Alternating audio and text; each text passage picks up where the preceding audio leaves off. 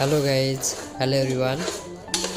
GNS Adhikari YouTube channel हेरेर बसिरहनु भएका सम्पूर्ण दर्शकबिनहरूलाई म गणेश अधिकारीको तर्फबाट नमस्कार व्यक्त गर्न चाहन्छु। आज म हजुरहरूलाई सामान्य घरमा कसरी पुलाउ पकाइन्छ त स्वादिष्ट पुलाउ खानाको मजा छुट्टै हुन्छ।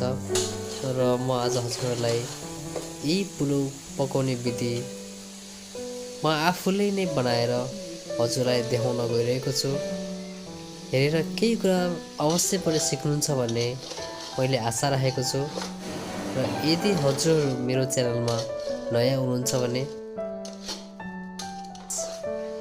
कृपया सब्स्क्राइब गर्न चाहिँ नबिर्सिनु होला र साइडमा रहेको बेल आइकनलाई पनि थिचिदिनु होला।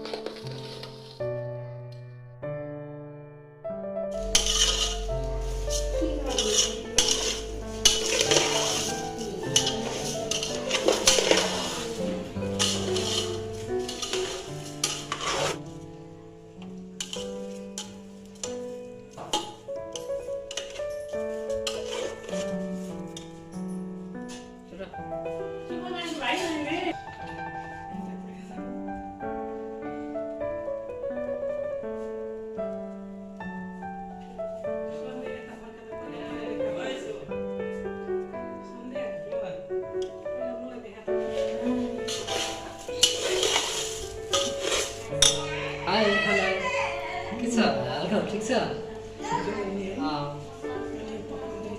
मैले यहाँ के अरे यो पुलाउ बनाउँदैछु होइन, खाने आउनुहोस् कि सबैजना है। म त के भनौँ म त क्लियर कुकम्यान होइन, बिसानाको खाना बनाउँदैछु। के गर्ने यहाँ कसैले हेर्नु यहाँ पसिनाको धारा चुरेर पसिना खाना बनाउँछु सुङ्गानपट्टि महँगो बास्ना खायो खै चिनिका खायो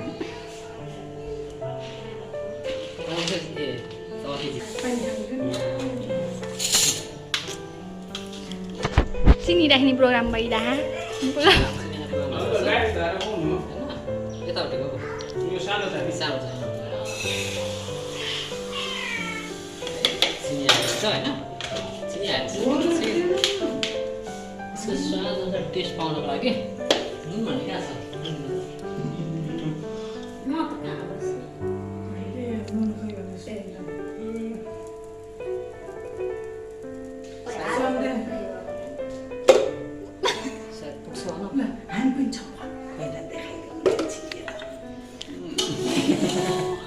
डिस्टर्ब गर्ने मान्छेहरू है।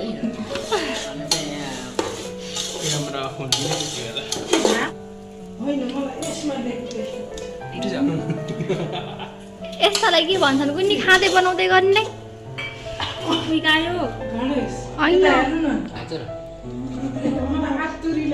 म उठ्न पर्ने त होइन नि।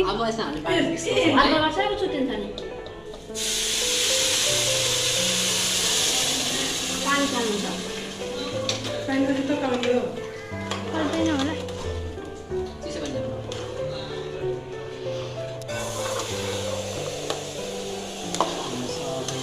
मसलाहरू के हालेको थिएँ बिटको चामल पनि तल झार्नु न, सबैले हामीले तल राखिन्छ। त्यसपछि हामीले घरमै सजिलो तरिकाले पुलाउ बनाउन सकिन्छ होइन।